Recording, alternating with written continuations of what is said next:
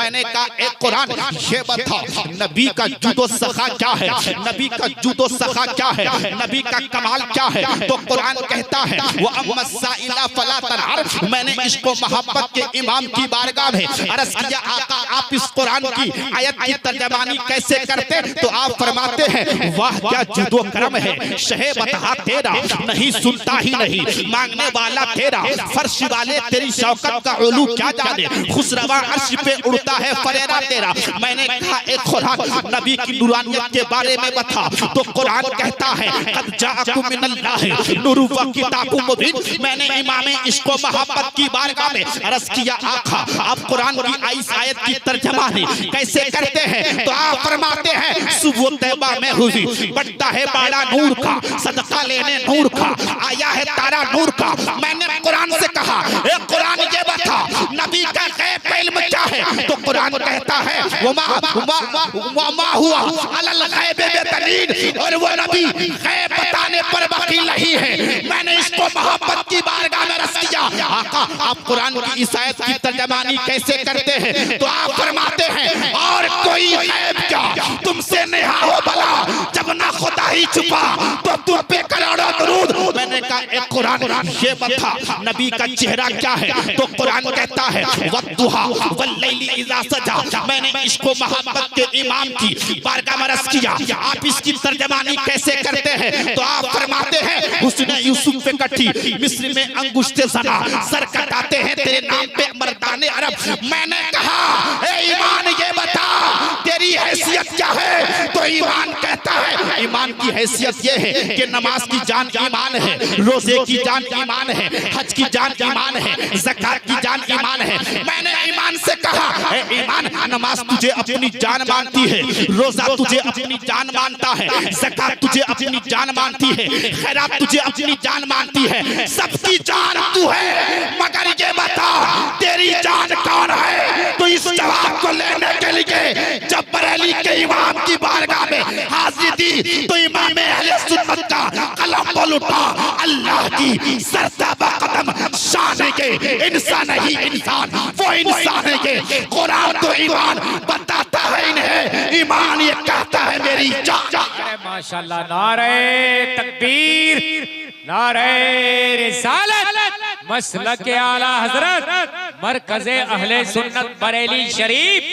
नारे तकबीर नारे रिसालत फैज़ाने ताजुल शरिया फैज़ाने मुफ्ती आज़म हिंद फैज़ाने अल्लामा अरशदुल कादरी।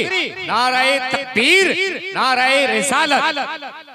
बात समझ में आ रही है, कहिए सुभान अल्लाह। हज़रात मैंने कुरान की किस आयत की तिलावत की है।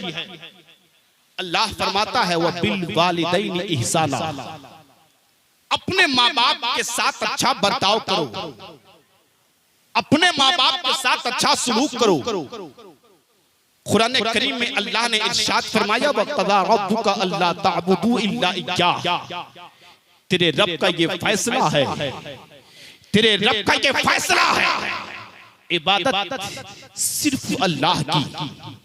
तुम्हारी ये पेशानी झुके तो अल्लाह की बारगाह में, तुम्हारी ये जबीने न्याज झुके तो अल्लाह की बारगाह में।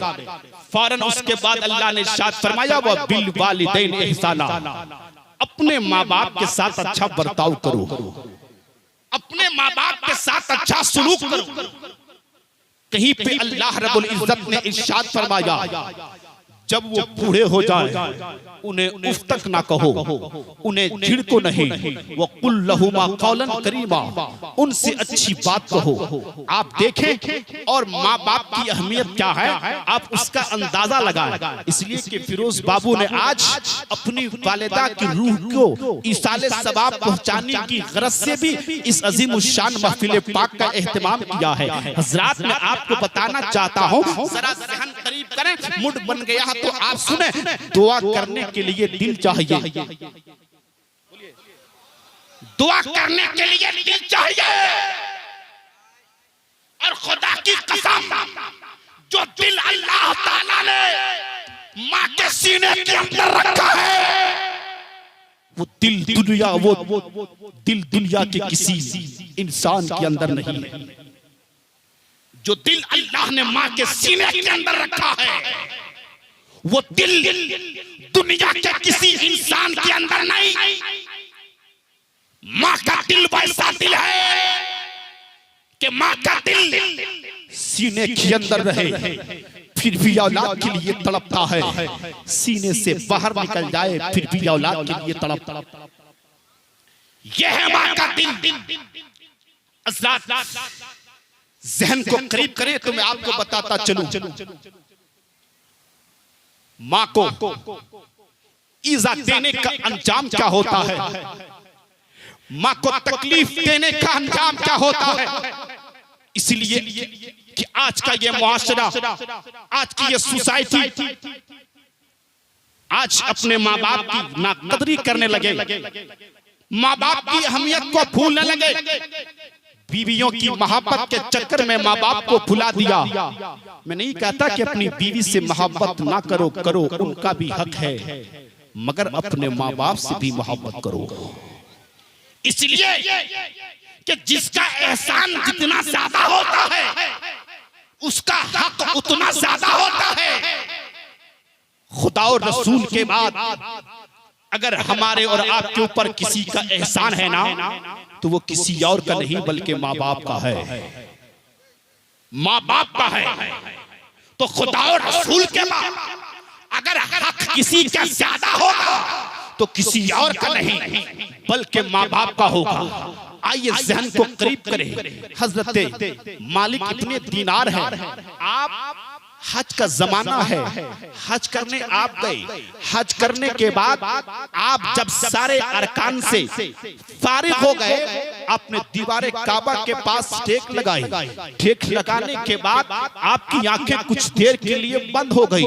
आपने खुदाए वहदहू ला शरीक की बारगाह में अर्ज किया, परवरदिगार तेरे बहुत सारे बंदों ने इस साल हज किया है, तेरे बहुत सारे बंदों ने खाने काबा का तवाफ किया है, तेरे बहुत सारे बंदों ने सफा व मरवा की सही की है। परवरदिगार जरा मुझे ये बता दीजिए, ये बता दिया जाए क्या तूने सबके हज को कबूल कर लिया है या किसी के हज को मरदूद भी किया है? क्या सबके हज को कबूल कर लिया है या किसी के हज को कबूल भी नहीं किया है? गैब से आवाज आती है, मालिक इब्ने दीनार मैंने सबके हज को कबूल कर लिया, मगर एक शख्स है जिसका नाम मोहम्मद बिन हारून बल्खी है, जिसके हज को मैंने कबूल नहीं किया है। मोहम्मद बिन हारून बल्खी जिसके हज को मैंने कबूल नहीं किया है। जब सुबह होती है, सुबह की रोशनी जब इमाम हजरत मालिक इब्ने दीनार के चेहरे पे पड़ी, तलाश करने लगे और उस खेमे के पास गए जहां बल्ख से आने वाले लोगों का खेमा था। उस खेमे के पास गए और उन लोगों से पूछा, ये बताओ ये क्या बल्ख से आने वाले लोगों का काफिला है? लोगों ने जवाब दिया, हाँ ये बल्ख से आने वाले लोगों का काफिला है। आपने पूछा, ये बताओ तुम में मोहम्मद बिन हारून बल्खी कौन है? तुम में मोहम्मद बिन हारून बल्खी कौन है? लोगों ने जवाब दिया, वो बड़ा नेक इंसान है, वो बड़ा पाकबाज इंसान है, वो बड़ा मुत्तकी इंसान है, वो बड़ा परहेजगार इंसान है। वो खेमे में नहीं रहता, जंगल में चला जाता है, जंगल की तन्हाइयों में चला जाता है और दिन भर रोजा रखता है, रात भर क़यामुल लैल किया करता है, नमाज नफल में मसरूफ रहा करता है। बड़ा नेक इंसान है, वो बड़ा परहेजगार है इंसान है। बल्ख के तमाम लोगों ने मोहम्मद इब्ने हारून बल्खी की तारीफ और तौसीफ की। बड़ा नेक इंसान है वो, बड़ा अच्छा इंसान है वो, बड़ा पाकबाज इंसान है वो। हजरत मालिक इब्ने दीनार ने जब ये तमाम बातें सुनी है, आपके दिल में इब्ने हारून बल्खी से मुलाकात का शौक पैदा हुआ। आप गए मुलाकात करने के लिए, हाँ हाँ, लोगों के बयान करने के मुताबिक आपने देख लिया इब्ने हारून बल्खी जंगल में या तो कुरान की तिलावत कर रहा है या तो अल्लाह रब्बुल इज्जत की बारगाह में अपनी पेशानी को सजदे में रख रहा है और ज़ारो कतार रो रहा है, ज़ारो कतार रो रहा है। जब हजरत मालिक इब्ने दीनार उसके पास गए और जाने के बाद जब सलाम किया है, उसने जवाब दिया, अभी हजरत मालिक इब्ने दीनार ने कुछ बताया नहीं कि आप क्यों आए, आप कौन हो, आप क्यों आए हैं। हजरत मालिक इब्ने दीनार पूछते हैं, क्या तुम ही मोहम्मद बिन हारून बल्खी हो? उसने जवाब दिया, क्या आप ही मालिक इब्ने दीनार है? हजरत मालिक इब्ने दीनार ने जब ये सुना कि मेरे नाम को ये बता रहा है, बड़ी ताज्जुब हुई, बड़ा ताज्जुब हुआ आपको आपको, बड़ी हैरत हुई आपको कि ये मेरे नाम को भी जानता है। हजरत मालिक इब्ने दीनार अभी कुछ कहते कि वो इंसान जवाब देता है, मालिक इब्ने दीनार तुम इसीलिए आए हो ना ताकि तुम ये बताओ कि अल्लाह ने सबके हज को कबूल कर लिया है मगर तुम्हारे हज को कबूल नहीं किया है। अल्लाह ने सबके हज को कबूल कर लिया मगर तुम्हारे हज को कबूल नहीं किया। मालिक इब्ने दीनार तुम इसीलिए आए हो ना? मालिक इब्ने दीनार कहते हैं हाँ मैं इसीलिए आया हूँ, लेकिन ये बताओ मैंने तुम्हें बताया नहीं, तुम्हें मालूम कैसे हो गया, तुम्हें पता कैसे चल गया? इब्ने हारून बल्खी जवाब देता है, सिर्फ आपकी बात नहीं, आज से मैं 24 साल से खाने काबा का तवाफ कर रहा हूँ, हजर अस्वद को बोसा दे रहा हूँ, सफा मरवा की सही कर रहा हूँ, मकाम इब्राहिम के पास नमाज भी अदा कर रहा हूँ। लेकिन जब सारे हुज्जाज हज के अरकान से फारिग हो जाते हैं, अल्लाह किसी न किसी बंदे को भेज करके हमें ये पैगाम दे देता है कि अल्लाह ने तुम्हारे हज को कबूल नहीं फरमाया है, अल्लाह ने तुम्हारे हज को कबूल नहीं किया है, अल्लाह ने तुम्हारे हज को कबूल नहीं किया है। मालिक इब्ने दीनार कहते हैं बताओ बात क्या है? अल्लाह ने हर एक के हज को कबूल कर लिया मगर अल्लाह ने तुम्हारे हज को कबूल नहीं किया, ये बताओ इसकी वजह क्या है, इसका कारण क्या है? अल्लाह ने तुम्हारे हज को कबूल क्यों नहीं किया? इब्ने हारून बल्खी कहता है बात यह है, रमजान शरीफ का महीना था, रमजान शरीफ का महीना था, मैं बहुत बड़ा शराबी था, मैं शराब पी करके अपने घर आया, मैंने माँ से कहा माँ मुझे खाने दिया जाए, मुझे बड़ी तेज की भूख लगी है, बड़ी शिद्दत की भूख लगी है, मुझे खाने के लिए कुछ दिया जाए। तब मेरी माँ ने कहा था बेटा तुझे शर्म नहीं आती, गैर भी रमजान शरीफ के महीने का एहतराम करते हैं, तू रमजान शरीफ के महीने में इस वक्त खाना मांग रहा है, कुछ सब्र कर लो, कुछ देर इंतजार कर लो, जब इफ्तार का वक्त हो जाए तुम्हें खाना दे दिया जाएगा। इब्ने हारून बल्खी कहता है जब मैंने माँ की इस बात को सुना मुझे बड़ा गुस्सा आया, मुझे बड़ी तकलीफ हुई, मैंने अपनी माँ को अपने हाथ से ढकेल दिया, हरकत दिया, इतनी तेजी के साथ हरकत दिया कि जिस तंदूर में रोटी बन रही थी मेरी माँ उसी में गिर जाती है और गिर जाने के बाद मेरी माँ इस दुनिया से चली जाती है। लेकिन मुझे होश नहीं था, मुझे खबर नहीं थी कि मैंने ऐसा भी किया है, मैंने ये काम भी किया है, मैंने ये हरकत भी दिया है, मुझे पता नहीं था। जब लोग तजहीज़ो तकफीन से फारिग हो गए मेरी माँ को उनकी कब्र के हवाले कर दिया, जब मुझे थोड़ा होश आया मेरी बीवी अलमारी से अपने जेवरात को निकालती है, अपने कपड़े को निकालती है, अपने साजो सामान को निकालती है। मैंने पूछा ये बताओ ये जेवरात कहाँ लेकर के जा रही हो, ये कपड़े कहाँ लेकर के जा रही हो, ये सामान कहाँ लेकर के जा रही हो? तब बीवी ने जवाब दिया था याद रखो जो इंसान अपने माँ का हो नहीं सकता है वो अपनी बीवी का क्या होगा। जहाँ मैं तुम्हारे साथ रहने के लिए तैयार नहीं, मैं तुम्हारे साथ रहना नहीं चाहती, मैं तुम्हारे साथ नहीं रहूंगी। इब्ने हारून बल्खी कहता है बताइए आखिर बात क्या है, माजरा क्या है, तुम कहना क्या चाहती हो? तो उसकी बीवी कहती है बात यह है तूने अपनी माँ को जो ढकेल दिया था, तेरी माँ तंदूर में पड़ गई, तेरी माँ जल गई और वो उनके लुकमे अजल बन गई, उसका इंतकाल हो गया, लोगों ने उसे तजहीज़ो तकफीन भी कर दिया है, दफन भी कर दिया है। अब मैं जा रही हूँ अपने साजो सामान को लेकर के तुम्हारे घर को छोड़ करके जा रही हूँ, तुम्हारे घर को छोड़ करके मैं अपने घर अपने मैके जा रही हूँ। उसने कहा ऐसी बात है? कहा ऐसी बात है। इतना सुनना था, इतना सुनने के बाद इब्ने हारून बल्खी करता क्या है कुल्हाड़ी मंगाता है और जिस हाथ से अपनी माँ को ढकेला था उस हाथ पर कुल्हाड़ी मारता है और अपने बाजू को काट के अलग कर देता है। हजरत मालिक इब्ने दीनार देखते हैं ये बताओ तुम्हारा ये बाजू कटा हुआ कैसे है? तुम्हारा एक ही हाथ है, तुम्हारे दोनों हाथ नहीं, तुम्हारे एक ही हाथ है, एक ही हाथ से सारा काम कर रहा है, ये बताओ तुम्हारा दूसरा हाथ क्या हुआ? तो इब्ने हारून बल्खी ने इन सारे वाकयात का जिक्र किया। जब इतना कहना था ये मालिक इब्ने दीनार फरमाते हैं तुझ पे लानत हो, तुझ जैसे लोगों का हश्र यही होना चाहिए, तुझ जैसे लोगों का अंजाम यही होना चाहिए। इतना सुनना था इब्ने हारून बल्खी उठता है और काबे मुकद्दसा आता है, हज करने के लिए आता है, खाने काबा का तवाफ भी करता है और ऐसी सूरत में वो दुआएं भी मांगता है। इब्ने हारून बल्खी कहता है ये मैं आज से नहीं बल्कि 24 साल से ऐसा कर रहा हूँ, 24 साल से मैं हज कर रहा हो, लेकिन अल्लाह हज पूरा होने के बाद किसी ना किसी बंदे को भेज देता है और उससे कहता है जाओ, उससे कह दे अल्लाह ने सबके हज को कबूल कर लिया है, मगर उसके हज को कबूल नहीं किया। मालिक इब्ने दीनार फरमाते हैं मैंने उसे ढकेल दिया, जा तुझ जैसे लोगों का अंजाम यही होना चाहिए, हश यही होना चाहिए, नतीजा यही होना चाहिए, तुझ जैसे लोगों का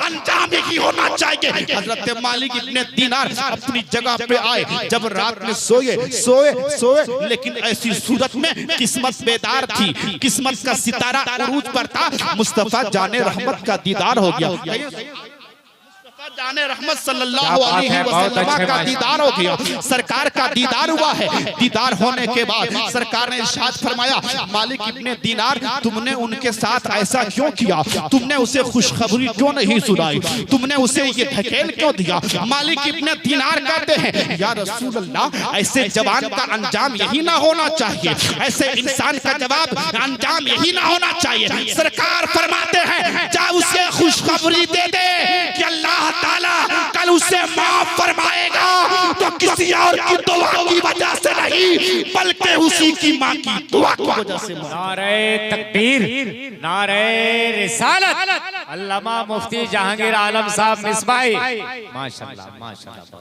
अल्लाह के रसूल फरमाते हैं जा उससे खबर दे दे कल क़यामत के दिन जब उसे जहन्नम की तरफ जाने का हुक्म दिया जाएगा, वो इंसान सुबह जहन्नम जा रहा होगा, मुड़ मुड़ के देखता होगा, वहीं पे उसकी मां खड़ी होगी, अर्ज करेगी मेरे परवरदिगार मेरे बेटे को जहन्नम की आग के हवाले किया जाएगा, मेरे बेटे को आतिश जहन्नम के हवाले किया जाएगा, उसे जहन्नम की आग जलाएगी, उसे सांप बिच्छू डसेंगे। अल्लाह इरशाद फरमाएगा हाँ चूंकि ये तेरा नाफरमान है, इसने तेरी नाफरमानी की है, इसने तुझे ईज़ा दिया है, इसने तुझे तकलीफ दिया है, इसलिए इसका अंजाम यही है। रब की बारगाह में माँ अपने आंचल को उठा के दुआ करेगी परवरदिगार मैंने अपने बेटे को माफ कर दिया, मैंने अपने बेटे को माफ कर दिया। जो ही माँ की ज़बान से ये माफी की सदाएं बुलंद होगी, अल्लाह फरमाएगा जा मैंने तुम्हारी माँ की दुआ की बरकत से तुझे माफ कर दिया। अल्लाह फरमाता वह बिल वालिदैन इहसाना, अपने माँ बाप के साथ अच्छा बर्ताव करो, अच्छा सुलूक करो, और याद रखो अपने सीने के अंदर इस बात को जगा दो, अगर तुम चाहते हो, अगर दुनिया का कोई इंसान चाहता है कि उसका परवरदिगार उससे राजी रहे, उसका खालिक व मालिक उससे राजी रहे, तो इससे पहले कि अपने खालिक को मालिक को राजी करे, परवरदिगार को राजी करने से पहले अपने माँ बाप को राजी कर ले, अपने माँ बाप को राजी कर ले, वरना वो मुकद्दस रातें जिस रात में बड़े से बड़े खताकार की खताओं को माफ कर दिया जाता है, बड़े से बड़े गुनहगार के गुनाहों को माफ कर दिया जाता है, चाहे वो शबे कद्र हो, चाहे वो शबे बरात हो, लेकिन इन मुकद्दस रात में भी अगर कोई माँ बाप का नाफरमान है तो अल्लाह उसे उस वक्त तक माफ नहीं करता जब तक उसे उसके माँ बाप माफ न कर दे। अल्लाह कुरान में फरमाता है वह बिल वालिदैन इहसाना, अपने माँ बाप के साथ अच्छा सलूक करो, अपने माँ बाप के साथ अच्छा बर्ताव करो। इंशाअल्लाह फिर कभी हाजिरी होगी तो मजीद गुफ्तगू की जाएगी। इन्हीं जुमलों के साथ मैं अपनी गुफ्तगू को खत्म करता हूँ। अस्तगफिरुल्लाह रब्बी मिन कुल्लि ज़ंबि व अतूबु इलैहि व मा अलैना इल्लल बलाग। अस्सलामु अलैकुम।